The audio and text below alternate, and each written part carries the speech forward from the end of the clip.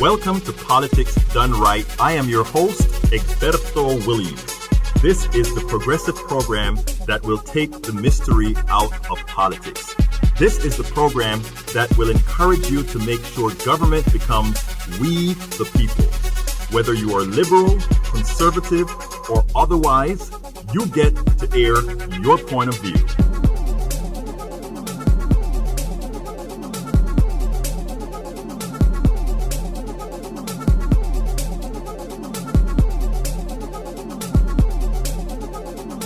Remember, you can also send me a tweet to EGBERTOWILLIES.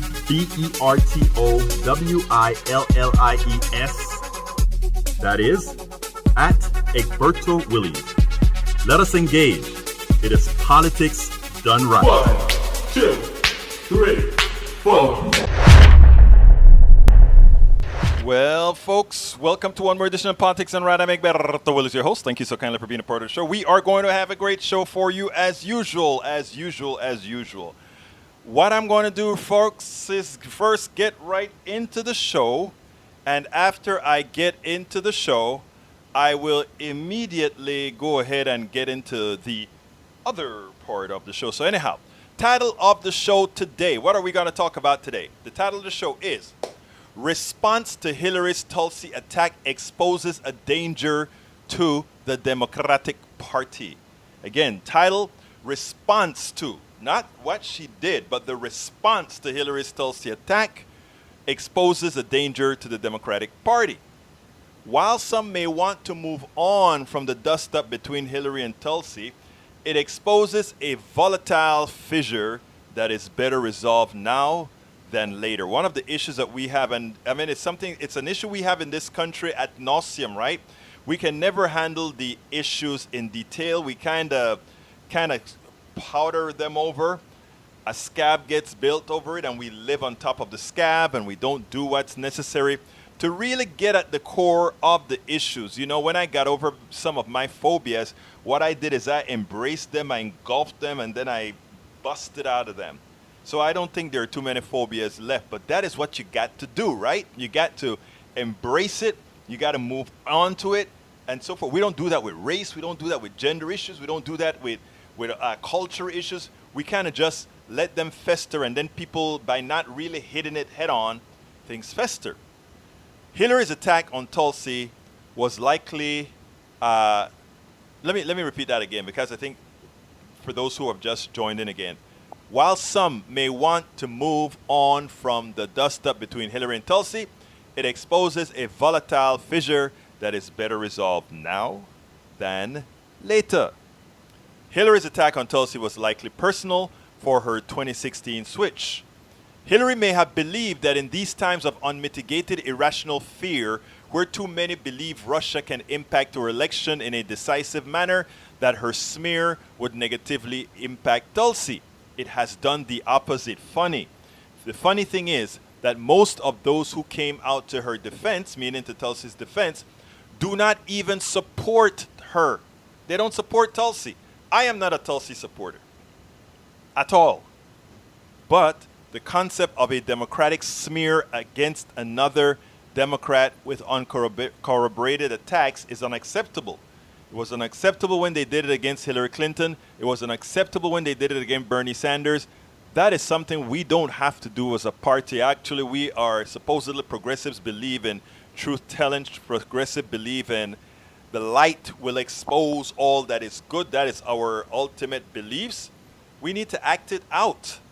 But if we don't, things are going to fester because there's a whole lot of undertones festering. And guess who's one of those people pushing those undertones? Brother Trump. And he knows them. And he's playing them behind the scenes. And you know what? A lot of my brothers and sisters, you know, the rank and file Democrats don't see is they don't see the emailers that go to select groups. They don't see the emailers that go to the different, you know, the one thing about the Democratic Party, it's truly a big tent. They don't see what goes on in this big tent, right?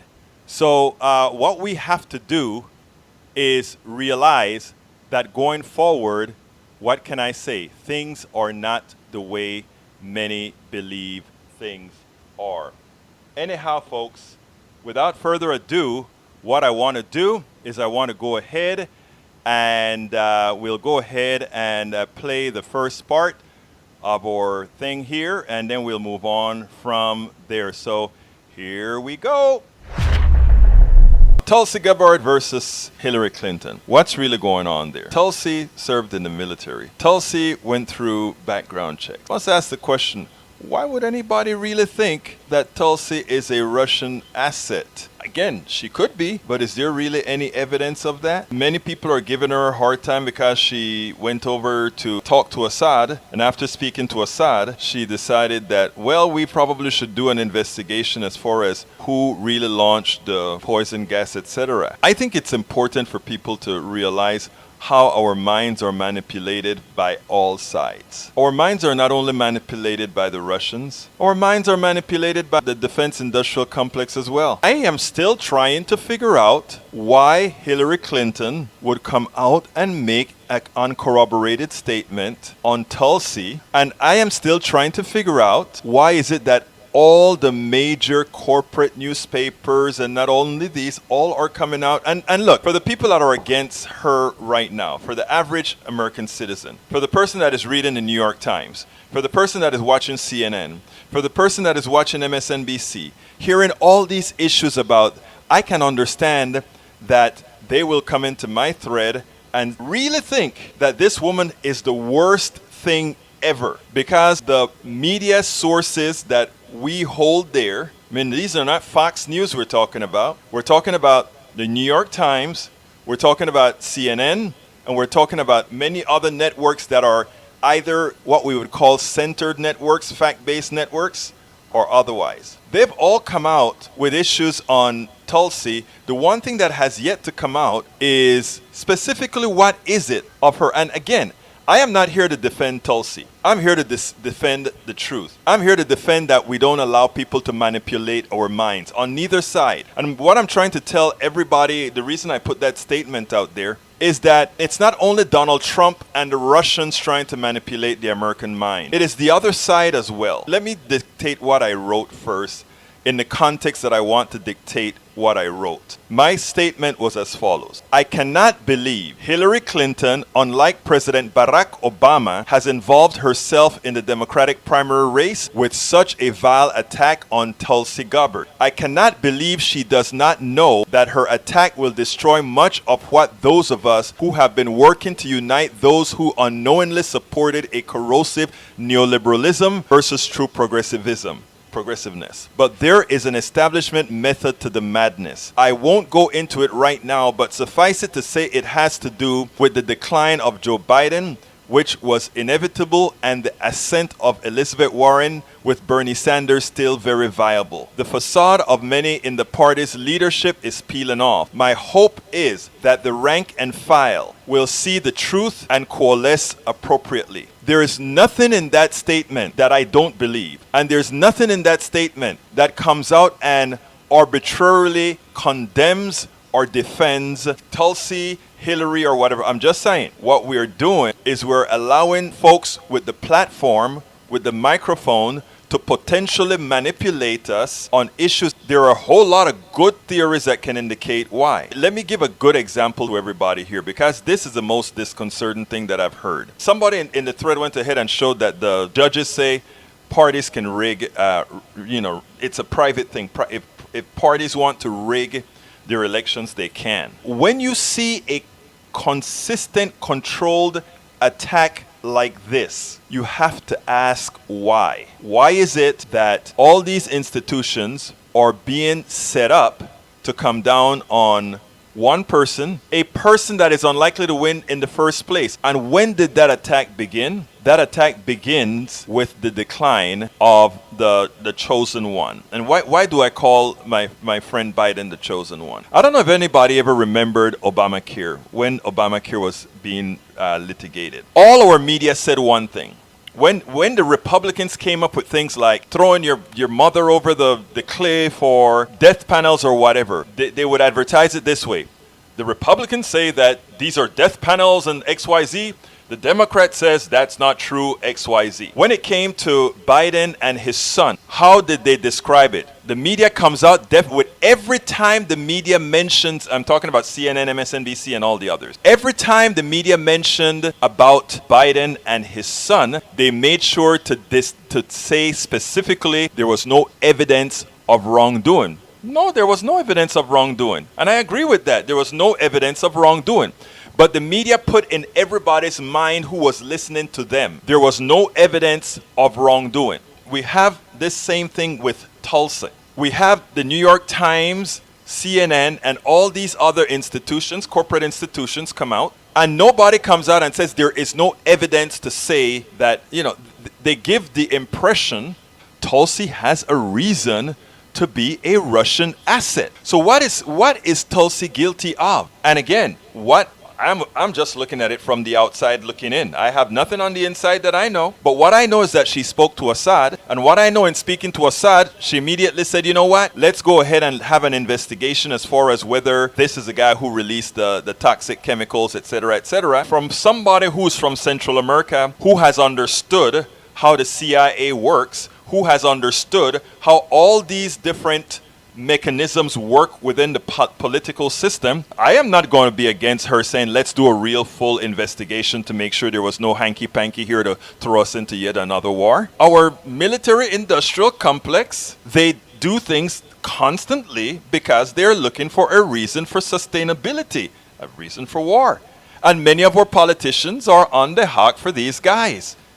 And not only for the military industrial complex, but for the medical industrial complex and others. The reason why Medicare for All, there's even a discussion about it, is that most people believe that they love their private insurance, as if private insurance does something for you, But it's all about the mind and how we actually program the mind. I am very disappointed in Hillary. First of all, let me tell you, but Hillary has disappointed me many times before.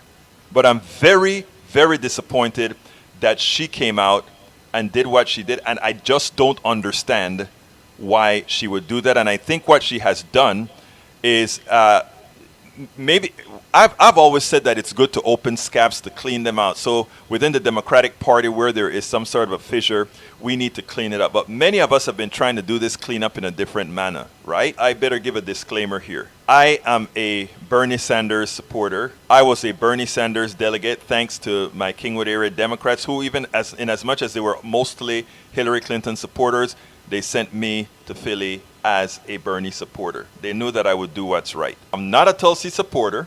I know very little about Tulsi other than what I see on Wikipedia or what I see everybody else put out there. That's what I know about her. I think a lot of what's going on here is to create some chaos in the party. And the reason why we want to create that chaos is because, again, like I said, from the time that they attempted to push Biden, Biden was simply not going to make it as the presidential candidate. He just doesn't have the Democratic Party is now a progressive party, period. Even those people who are rank and file, when you ask their wants, these are polls that we do all of the times, my friends. But yes, folks, so this issue that we're having with Hillary Clinton and Tulsi Gabbard, I think it really needs to end. And I think the truth of the matter is I think Hillary Clinton owes Tulsi an apology. Tulsi hadn't gone after Hillary Clinton from... I have seen nothing where Tulsi came out and hit Hillary Clinton the way Hillary Clinton just hit Tulsi. If I'm incorrect, please feel free to correct me. But I do think if that's not the case, the woman is owed an apology. This was a woman who served her country. This is a woman who's still in the National Guard. This is a woman who, has the viewpoints of a lot of people, even though they're not supporting her. I am not supporting her. But what is occurring against her, I think it's a clear and present danger to the party. But I'm going to tell you something, and this is going to sound really bad. I think, this is my real honest gut feeling here. I think a lot of people are willing to not blow up the party, but blow up the potential of a bona fide progressive and tailcoats winning, because they would rather continue a level of neoliberalism. I mean, I honestly believe this. And one of the goals, personally, that I think those of us who are doing this kind of stuff have to do is we have to talk to everybody. We have to talk to people. And we have to talk to our brothers and sisters that are Democrats that somehow think that we are trying to do something negative as opposed to what is best for the party. Because I tell you, when we talk about corporate control of the party, when we talk about the parties being more the rank, not the rank and file, but when we talk about the establishment of both parties being more similar than not, a lot of this is proof positive. When you see a party, Nancy Pelosi just came out with a drug program that looks at 10 drugs at a time. Why are we looking at 10 drugs at a time as opposed to just looking at the pharmaceutical companies and saying you're thieves? And now that we know you're thieves based on what you're doing, we just come against you. We look out, we have the majors within our party. And again, this is not about to disparage a party. This is just how things are. We have the people in our party always thinking corporate comfort first before the comfort of all the others. I ask everybody to go around your neighborhood. And I'm not talking about those who live in upper class neighborhoods or whatever. Go around your neighborhood and see what's changed. Look at your health care bill and see what's changed. Look at your student loan and see what's changed. Look at all these things and see what's changed. And the reason I'm saying to do that is because what happens here is we get into a group think, a party think, where we cannot speak up against the party. Somebody left a message in my thread. I just put this message out. Free speech, not only free speech, but these are my thoughts. And I am not being rude with anybody. I'm not calling anybody by names. I'm being as civil as anybody can be. And somebody just comes out and says, "Oh, I'm going to unfriend you because your thought process is different than mine." Suppose I'm right. Actually, I think I'm right. But let's say you think you're right, but then suppose I'm right. You have to open your mind and you have to ask yourself why these things are occurring. You have to ask yourself why little Tulsi, who doesn't stand a chance of winning the presidency, in my opinion, why would they think they have to go against her other than she bring in new, I mean, one of the things that all people bring to these debates, a lot of people say, why are you running even though there's a low, it's unlikely you're going to win. People ask, oh, so why are you coming into the debate? It's unlikely you're going to win. True. But the reason a lot of people do this is to bring new narratives into the debate so that it becomes a part of the discussion, eventually a part of the platform. And she is a definite anti-war platform. She is coming definitely with an anti-war platform. Let's see, Nada Coburn says, Tulsi Gabbard is a tool, is not fit to carry Hillary Clinton's briefcase. A show called Progressives were asleep at the wheel while people like Tulsi, Jill Stein, Donald Trump were selling out our country to Russia. Nata, you're my friend. I don't see how you can say that. This is a woman that served her country. This is a woman that was in the military. She had to go through all her security clearances. I can't swear on anybody, but I don't think she's a tool. I can swear for that, but I honestly don't think she's a tool. I think that, and for those people who say, well, the right wing likes her, of course they like her, because she has some positions that are diametrically opposed to the portion of the party that is neoliberal. Of course they're going to like her. It's not that they would vote for her. They like her as an opposition to the mainstream Democratic Party, and then they would use her for two things. They will put in your mind that she is an issue. They would never vote for her, ever. She's a true progressive. She's a true progressive. they would never vote for her. She had some issues where in the past she was anti-gay. But let me think for a second. Did Barack Obama not want to do same-sex marriage for a while? Did a lot of people still say that Buttigieg... I had several people call into my show and say, you know, I like what Buttigieg is saying, but he's gay. And this is from progressive Democrats. We are not from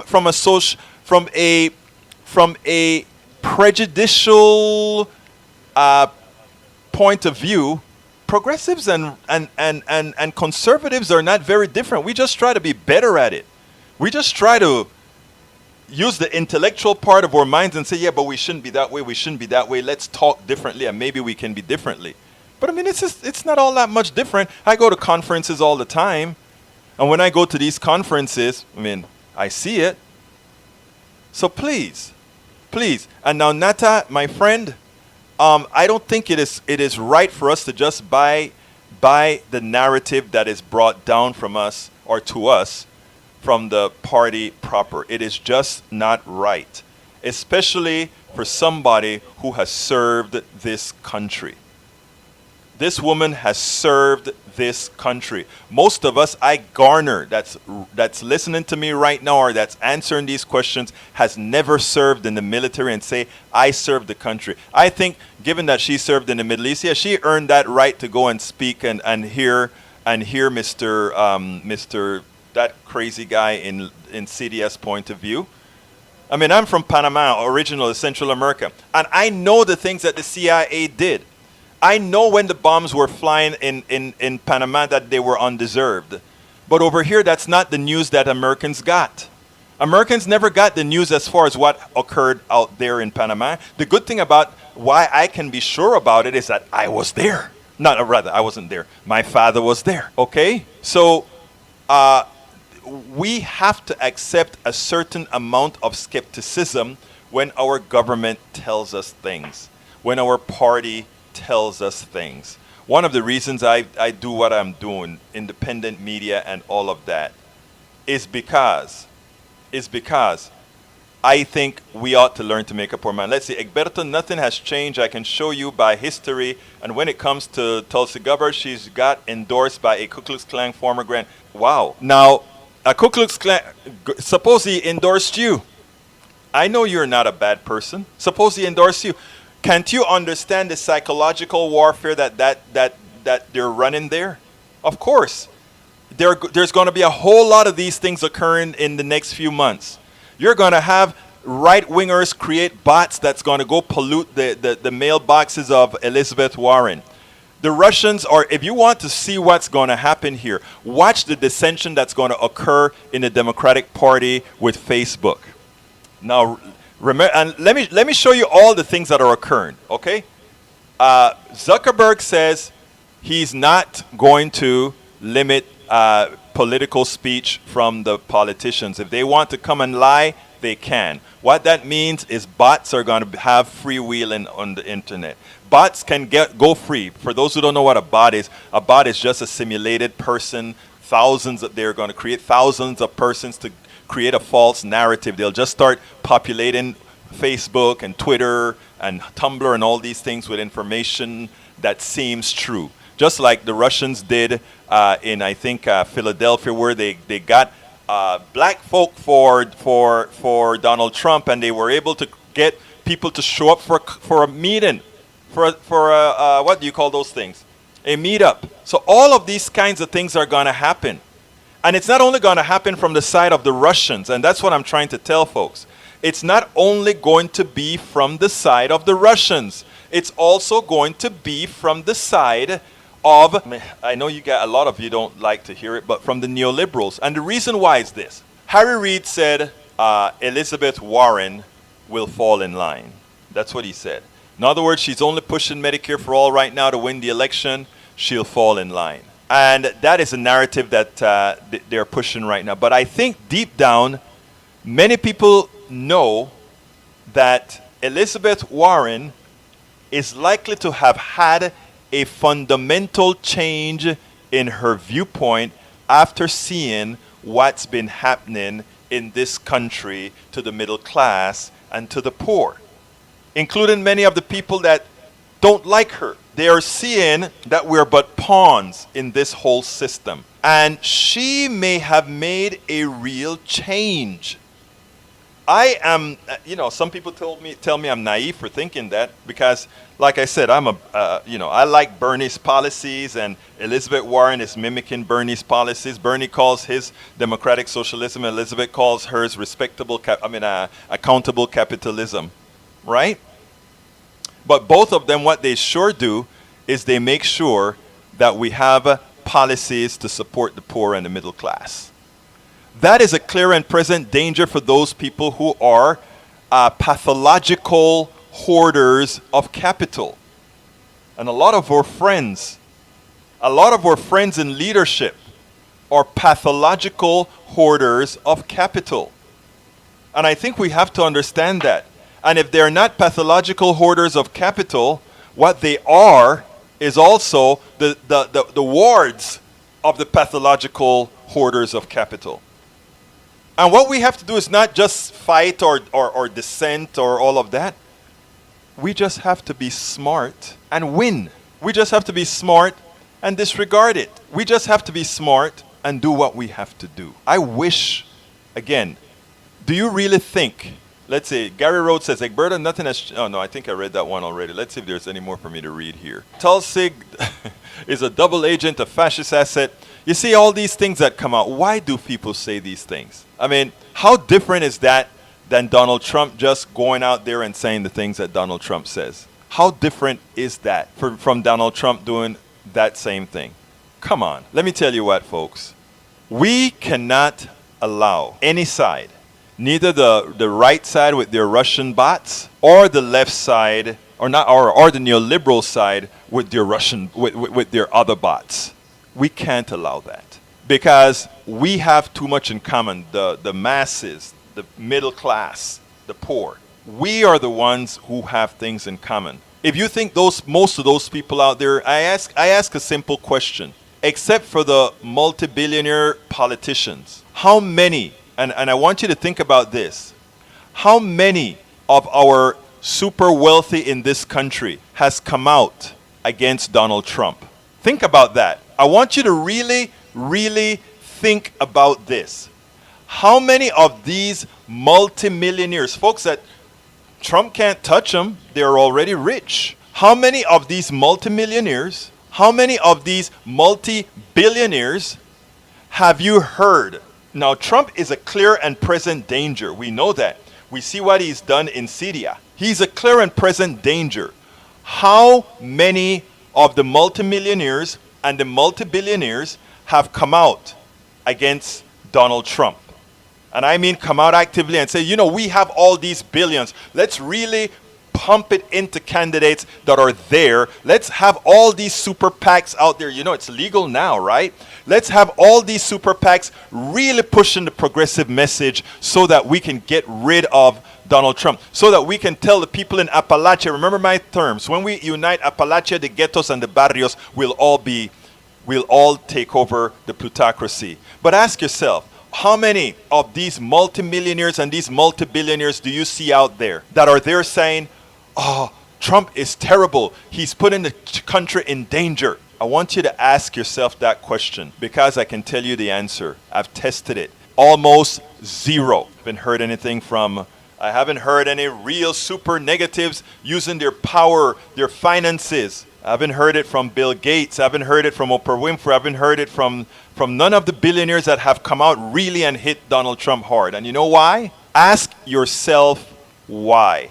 The fight isn't between us having to protect Hillary Clinton, who is worth over $400 million. The fight isn't between us and Donald Trump, shouldn't be between us, ourselves, and us thinking about, oh, no, Hillary's this and Hillary doesn't give a damn about, look, we should not care about, and by the way, I'll just say the same about Bernie or any one of these folks that want to be president. They're going to do what we tell them to do if we can get together and tell them what to do. That's what they're going to do.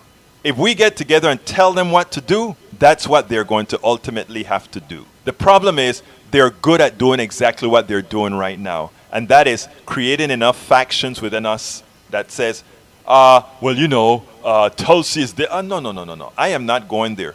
Every single one of you that lambasted me in the thread, you're still my buddies, okay? Because I am not going to let what Hillary did or what a lot of the others are going to do or what some Russian bot does to change fundamentally what we know needs to change in this country. And I wish all of us will get that in our mind. You see that guy that told me he didn't like what I say, so he's going to unfriend me.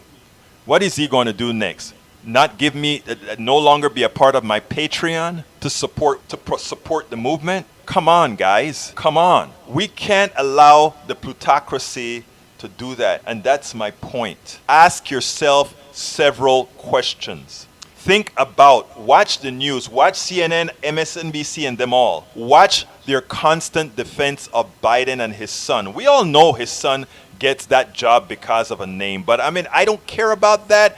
That is something that Trump brought in because he wanted to create that false equivalence. There's no comparison between Biden getting his job because of some sort of nepotism and the fraud that the Trump administration and his kids portray. That's a false equivalence. But it is true that absent Biden being it's true that it wasn't a meritocracy that got him the job in China. It wasn't a meritocracy that got him $50,000 a month. Two things doesn't have to be mutually exclusive. And those are the things we have to understand. These are not saints we're talking about. Biden, none of these guys are saints, okay? So let's remember who we are fighting for. The middle class and the poor. Also remember, we have nothing to do with the rich. Those people that are wealthy, they're not speaking up against Donald Trump. That 40-something percent that has been solid for Donald Trump isn't just Appalachia. It isn't just the racists in Appalachia. It is also 15% of black men. It is also probably 20-something percent of Latinos. And the reason why is that the kind of messaging that they're doing is so easy to conflate things and do things. Let's look out for us, the middle class. And don't fall for, Tulsi's a Russian agent and all of that. No, let's just go ahead and vote that person in. I know who I'm voting for so far. I mean, I can change, but I know who I think has the middle class at hand. But man, we got to stop this, folks. We got to stop this. And like I said, all those people that gave me hell in the thread, I don't take any of that personally. And by the way, I think that person who left me a note, I'm going to friend you. Look, let me tell you something. I'm not here looking for, I am going to hurt because somebody unfriends me, because I won't. I don't like that somebody is not going to be listening to what I'm trying to put out there, because I think what I'm trying to put out there is very important. I think it's very important, and I think very objective. And not only that, with civility. In other words, with no attempt to insult or deride or whatever. But we can't allow this stuff to fester like this. I think Hillary Clinton, like I said, was completely wrong. Maybe though it's a good thing that she does this now so that some of us can come out and say, hey, I trust, I hope, I beg that you guys don't fall for the crap. What Hillary did was wrong. Tulsi Gabbard, I doubt she's an asset. I will swear for nobody, not even Hillary would I swear for. But this woman has served her country in the military, the war. This woman is still in the National Guard. This woman is anti-war. This woman is a progressive who wants a healthcare system. Hers is a little bit different than Medicare for all. But anyway, folks, please, I implore you, don't allow the establishment to take us off course. I implore you, do not allow neither the Russians, the establishment, or anybody else to do that. My name is Egberto Willis. This is just a special edition of Politics Done Right. Buenas noches. Okay, folks, I hope you enjoyed that. That is what I did after being sort of rather upset with where the narrative was going with Tulsi Gabbard. I mean, I think it was a calculated move by Hillary. First of all, there's some bad blood there when she left the DNC to go ahead and support Bernie Sanders back in the days. And I don't think that sour ever left Hillary's tongue, and it just shows that she doesn't want to let go. I think one of an important piece of being a statesperson is being able to let go. Know when it is time to say, you know what? It is time to let go. Let go and just be friends. Like I told those people that there are a lot of people in the threads where I put some of this stuff, specifically very rank and file Democrats. They want to have my head. They've called me just about every name possible. The thing about it is, I do not hold it against them. I understand where it's coming from. I'm hoping that with my stance with it, with the way I handle their responses, the way I'm not going to go back with a fight because we're on the same team, that it serves as an example that, look, what we as progressives need to do is stick together. And anybody who's instituting or putting in that kind of a negativity, including what Hillary Clinton did, which was, there was absolutely no reason to do that. Even claiming she's an asset. Let me tell you how a statesperson, in my opinion, would have done that. If I am the statesperson within the Democratic Party, let's assume that, as the Clintons are supposed to be and what the Obamas are supposed to be, etc. Let's say we get word of something with regards to with the Russians and Tulsi Gabbard. The first thing I would do is I would go ahead and send a message to Tulsi's people. Hey, we understand X, Y, Z. We need to meet. Remember, these are the elder statements of the state persons of the Democratic Party. And say, we need to meet. And let's say they said, oh, we don't want to meet you or whatever. Then you simply respond and say, well, you know what, we're going national with this message. Do you want to meet now? Because what that does is it shows a certain amount of responsibility. It shows a certain amount of care. It shows that it's not about you, but it's really about the country. It's really about the party. But to go on a podcast and say, oh, she's an asset, just like that other woman who ran for the Green Party, just like how she was an asset, Tulsi's an asset, a Russian asset. That's not how you behave. An elder statesperson, I need to correct my language, an elder statesperson goes ahead and handles all of that behind the scenes so that you don't create the friction within the rank and file. We already have the Bernie, Hillary friction now, the Hillary Tulsi friction, and Hillary's not even running. So what I'm saying, for those people who are trying to attack those who are saying, oh, Hillary did wrong or whatever, ask yourself listen, do you know how many people, I'm just a radio host of a show. That's all I do. And write blogs, of course, and I do some activism. But what I'm trying to say is, when certain things happen with people, I don't try to embarrass them in public. I don't care if sometimes they need embarrassment in public. That's not the modus operandi, because it doesn't really solve the problem. If I am really honest to solve the problem, any problem, and if I am not trying to center myself as the problem, if I'm not trying to be the one that everybody's going to point to, then I have no problems acting behind the scenes. And I cannot tell you the number of times I've seen things occurred in different groups that I'm a part of where I have had a whole lot of input in and absolutely nobody will ever know because it's done behind the scene. It's the responsible thing to do when you are not trying to, when you're really trying to solve a problem and you're not just trying to be the star it is that simple. And that is what she should have done. If she thought Tulsi was a Russian spy or Russian agent or Russian whatever, go to her people and say, hey, you see, this is what's happening. And, a lot of people are going to come out with this stuff and, do that. Now, Vox comes out with a whole lot of stuff that proves how silly the Russian thing, the Russian concept is that's been out there making the metadata. But you see, that's not the issue.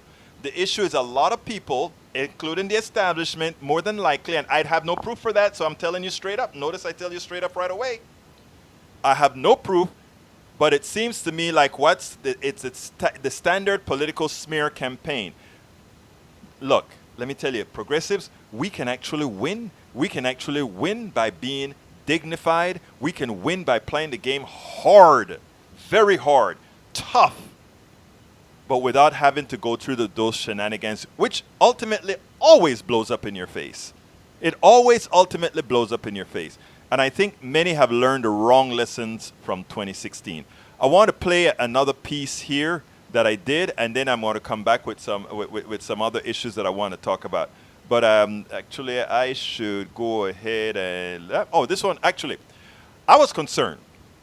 I was very concerned that the mainstream media was going to attempt to kind of take Hillary's side and somehow come out in her favor. I was concerned because, they have a tendency to do that kind of a thing, right?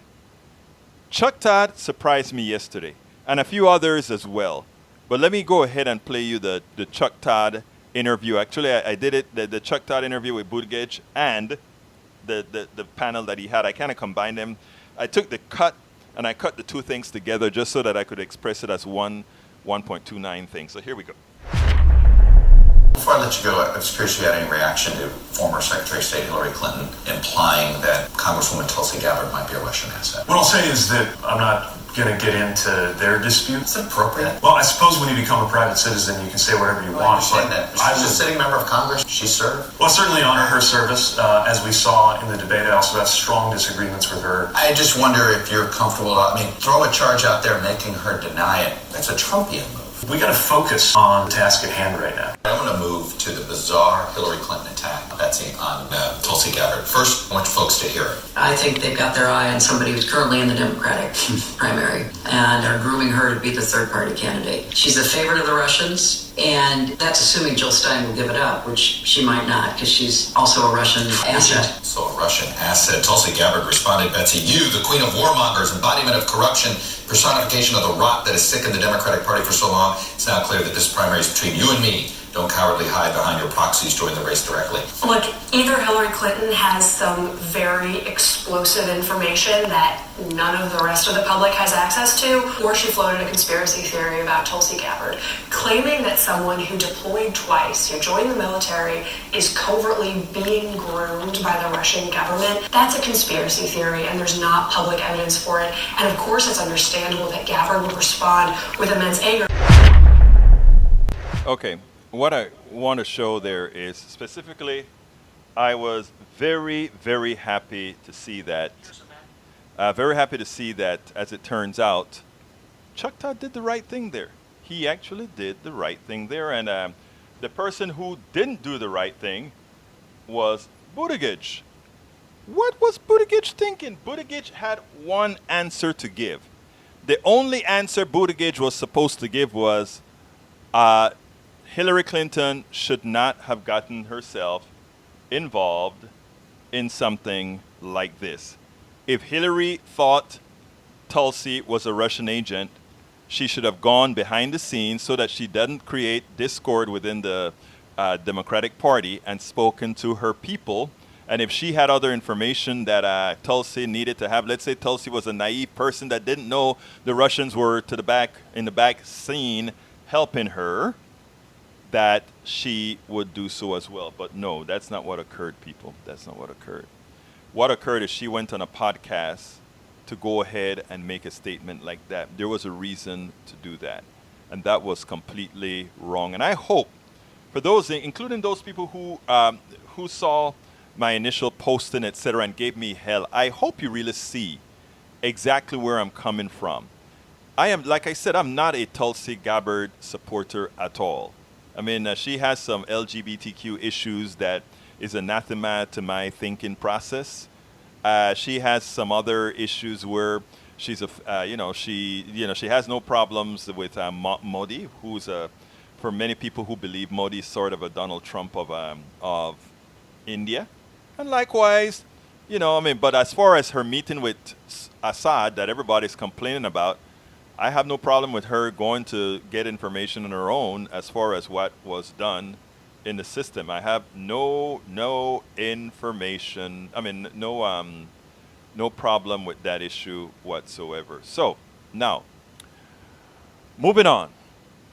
I want to remind people of something because We have in this country right now what I call an irrational fear that Russia is going to come in and Russia is going to take over our election and that we can do absolutely nothing about it, etc., etc., etc. I am more concerned about the private corporations that are making all these little these computers that we vote with than I am about what the Russians can do. Because the truth of the matter is our elections are so disjointed, and that's not a good or bad thing, it's just the way it is. Meaning every county controls its own voter machines and technology and all that kind of stuff. And yes, you can have a combination where several different companies work the same voter machines, etc.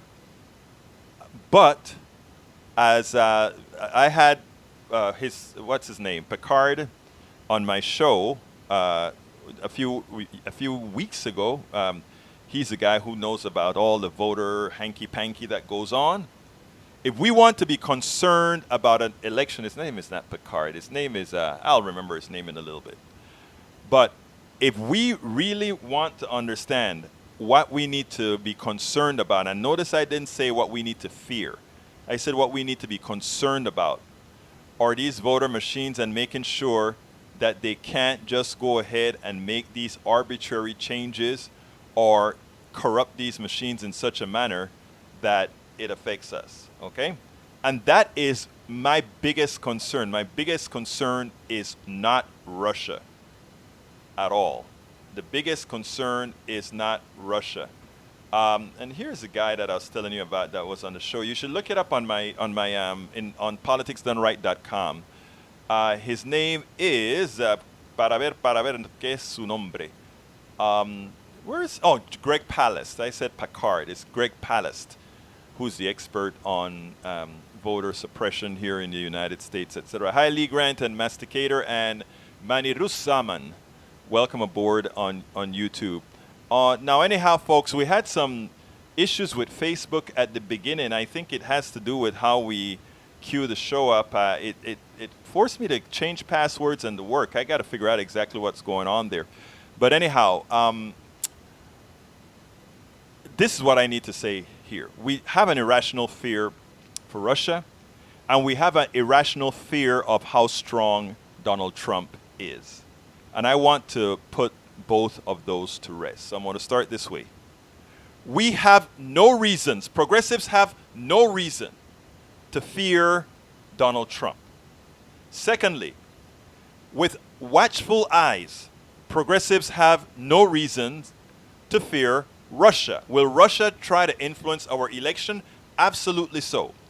But based on where Trump is and what Trump is doing, and based on what progressives have to offer, if allowed to put that out into the public domain, there will be such a landslide that the 2 to 5%, and what Pallas says is suppression and shenanigans can displace about 5% or plus or minus 5% on any election.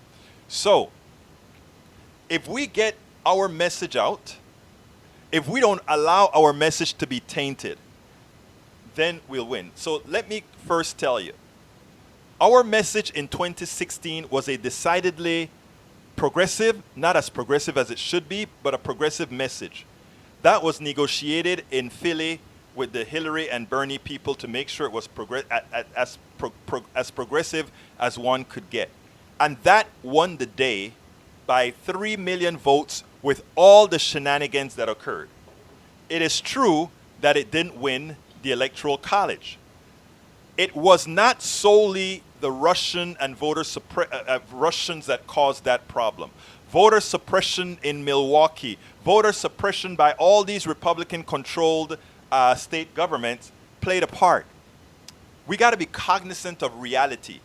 Don't just say Russian and then it makes you feel good that you can put it off on the Russians. No, we have to put the responsibility back onto ourselves. And likewise, Hillary did not campaign as she should in Milwaukee, Detroit, and Pittsburgh. I mean, those simple things. In fact, just campaigning in Milwaukee, Pittsburgh, and Detroit would have said to those people in those areas, because what a lot of folks felt is that the black vote in those areas were taken for granted, which was a diminished value compared to, let's say, the Obama years. It could have been right there. We let it go. We're only talking 77,000 votes. It wasn't a lot. We won by 3 million votes, and we lost the Electoral College by 77,000 votes. That wasn't a hard thing, and that does not say that we necessarily need to make big differences between what we did in 2016 and 2018 and 2020. Now, let me tell you better. We do want to make big changes between 2016 and 2020, but not out of fear that 2016 could be a repeat. Because 2016 will not be a repeat, because nobody's going to forget about Milwaukee, nobody's going to forget about Pittsburgh, nobody's going to forget about Madison, nobody's going to forget about Detroit, nobody's going to forget about Flint. Nobody is going to forget supporting any of those areas any longer. We're not going to make that mistake, and the delta of 3 million is going to be very much higher than 3 million votes. It's going to be probably 8-9 million votes, the difference by which we'll win. But there's one caveat: a disjointed message. I'm not even worried about third party. A third party can, as many third party people can come in, they will get the fringes. As many third party people who want to come in, join the fold. You know what's going to happen? It will be as if they don't exist. If they get 3 to 4% total of the points, I'd be surprised. Because all Americans on both sides, the right and the left, know that this election is existential for their ideology. It is existential for their ideology, more so for the left, because of the Supreme Court, because of packing of the circuit courts. So we know that. The thing about it is, there is a bigger left than there is a right, by a bunch. The Democratic Party alone is substantially larger than the Republican Party. And when people talk about independents really have a preference. And if you want to see the preference of independents, look at the polls as far as the policies that people want. And the policies people want are decidedly progressive. So what we have to do is go out there and talk the progressive message, and not only speak the progressive message, but just tell them how we're going to do it. And people are not anathema to charging 2% on a wealth tax. They love it. People are not anathema to Medicare for all unless you tell them it's going to cost you more, when supposedly for a change we want to break. And what we have some Democrats doing is muddling the waters, because what they are not Democrats. They're corporatists. A lot of people, oh, you're speaking against the Democratic Party. No, I'm not speaking against the Democratic Party. I'm speaking against corporatists. The Democratic Party is comprised of the rank and file people that need help. The problem is they have trust in people. And sometimes they trust the corporatists too much. The people who say Medicare for all is too expensive, asks them to forget math. Forget that if you have to pay shareholders, forget that if you have to pay executives, that it cannot be cheaper than if we had one single entity. Even if you want to make it a non-profit, if you don't want it to be government, make it a non-profit. If you have one entity paying the bill, it cannot be more expensive than a group of corporations who all have their presidents, executives, and have to make a profit and pay shareholders. Because the profit, the shareholder money, the executive pay, all of that, you know where that money comes from? That is money not being used. That money is the increased costs that you pay, or the service they deny you, meaning I have to have surgery. Sorry, you can't. I need this medicine. No, you need to use another one. The next lie that they tell is, I want to give Americans choice. Whenever they say they want to give American choice in private healthcare, they mean they want to clamp you down. Whenever you are on any healthcare plan, or most healthcare plans, HMOs, etc., think about what you have to do. Think about the things that you have to do. You have to go out there and say, oh, can I have this surgery or not? Can I take this medicine or not? Think about that. There is no choice. Think about this, folks. You do not have a choice at all when it comes to private health care. Private health care gives you no choice. Now, you may be on one of those plans, and very few people are, that allows you to, you select the doctor you want and you pay your 20% and all. Well, look, Medicare for All says to hell with all of that. What we do is we make sure everybody has a basic health care plan, period. You go with a card, no money exchange, no deductibles, no nothing, no premiums. It comes out of your general taxes. And people say, oh, so they want Elizabeth Warren to commit. Is it going to raise my taxes? No, it will not. Your taxes will go down.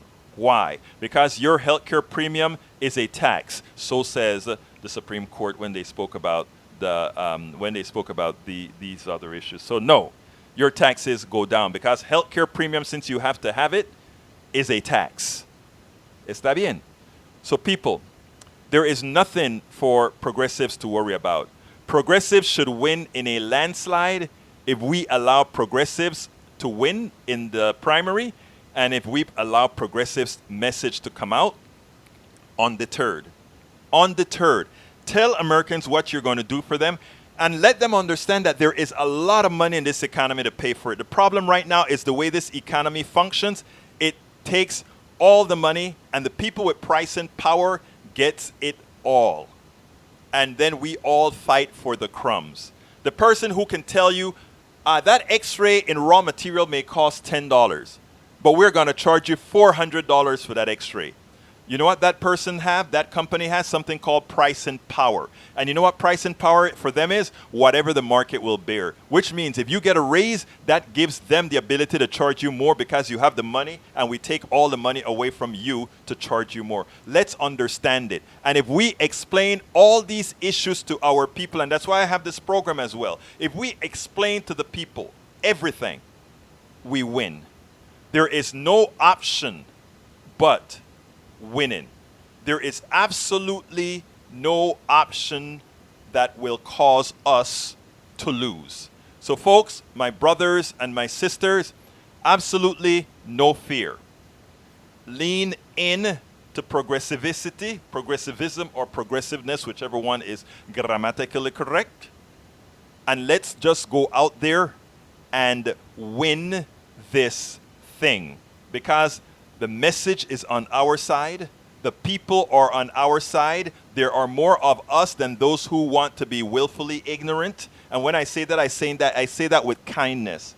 Willfully ignorant is something that we all sometimes are privy to, and something that we must all break out of. My name is Egberto Willies. I was about to close the show without saying, folks, please go to Politics Done Right. Please go to Politics Done Right and support the program. PoliticsDoneRight.com. PoliticsDoneRight.com. Please support the program by either joining Patreon, which makes you a subscriber to our program, and we give you a few goodies for that, or please go to Politics Done Right and become a PayPal subscriber or whatever. Find a way to support a program that is out there preaching a positive message, encouraging the electorate to do and take what's theirs and to go out there and win it. We are going to win it. You know why we're going to win it?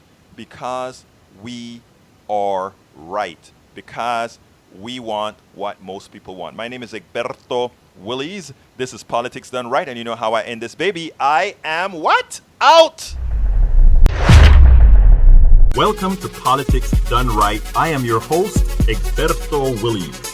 This is the progressive program that will take the mystery out of politics. This is the program that will encourage you to make sure government becomes we the people. Whether you are liberal, conservative, or otherwise, you get to air your point of view.